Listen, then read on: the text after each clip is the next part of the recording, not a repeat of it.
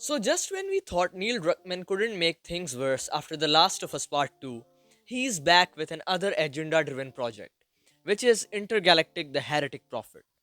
Now, there's a lot wrong with this project, and we are going to break it all down in this video, starting with the character design of the main lead. Let's just say it, the character design is straight up shit. It's like they weren't even trying. It's giving me that default character model vibes. You know, like when you boot up a game with a character creator and the base female option pops up before you add any customization. Yeah, that's Jordan. Now you might be wondering, Jordan for a female character?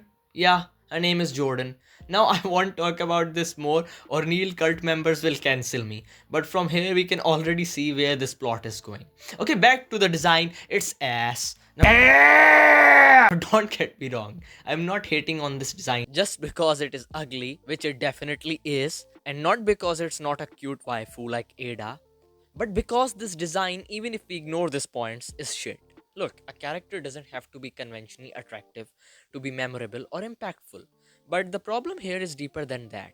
This design feels lazy, like there's no artistic vision behind it. It's functional, sure, but there's nothing striking or unique about her look that tells us who she is or makes her stand out in the sci-fi genre.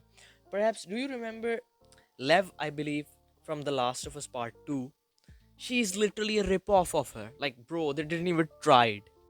Now let's move on to the plot part. Apparently, the entire storyline for this game has already been leaked online, and it has been the talk of the town for a while now. So who leaked it? No surprise here, it is supposedly a former employee who has some serious issues with Naughty Dog, especially Neil Druckmann.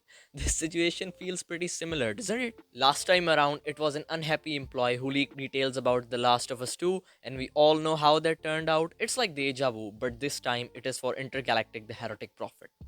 So now, let's break down the plot. The main character, Jordan, was a part of a criminal gang called the Five Aces, led by Lewis. Lewis goes missing, causing the entire gang to fall apart. Jordan then becomes a bounty hunter to track down her old partners, especially Lewis, who she viewed as a father figure. So far, so good, right? The game's primary inspirations are Cowboy Bebop and Akira. Cowboy Bebop in particular makes sense here because the bounty hunter concept fits great. And who doesn't want a Cowboy Bebop inspired game? But here's the kicker, the tutorial and the opening mission take place on a moon called Superior, and there's no space combat. Yeah, that's a huge letdown in my opinion. For a game based on such a theme, not including space combat feels like a missed opportunity.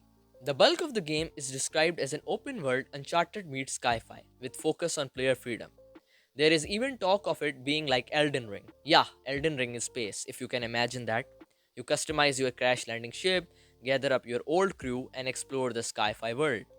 There is a lot of combat against AI driven machines, ranging from melee to ranged and even vehicle combat. Something good finally. You get to interact with your crew members in seamless ways influenced by the day night cycle, kind of like in Red Dead Redemption 2 if you have played that. So far, it sounds alright. But now, after this point, things start to get weird.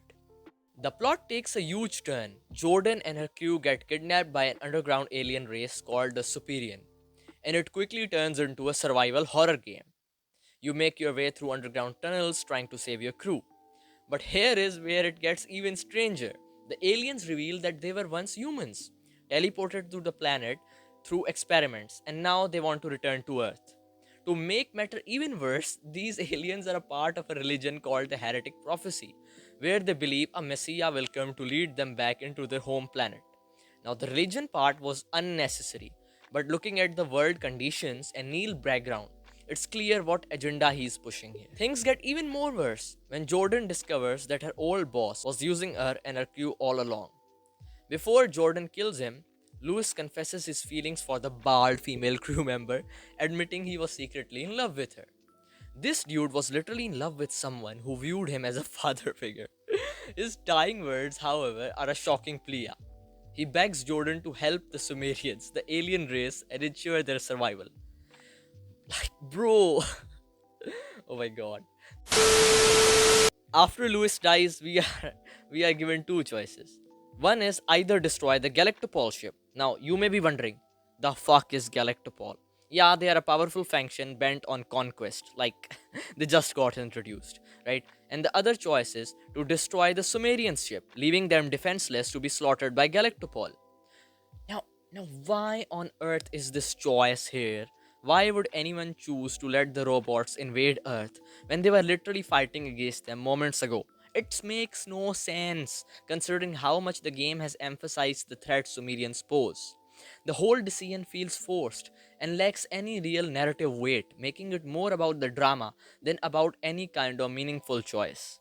I think Neil Druckmann saw the reaction of people when they were criticizing him for letting Ellie forgive Abby, so he added this choice so both type of fan bases can be happy. In short, the story is a mess. It goes from bounty hunters in space to survival horror, all while dealing with aliens who somehow want to invade Earth, and they follow a weird cult like religion. Then it introduces Galactopol, a rival faction, creating a choice that wasn't really needed. Oh my god. I Now this leak could be fake, which it most probably isn't.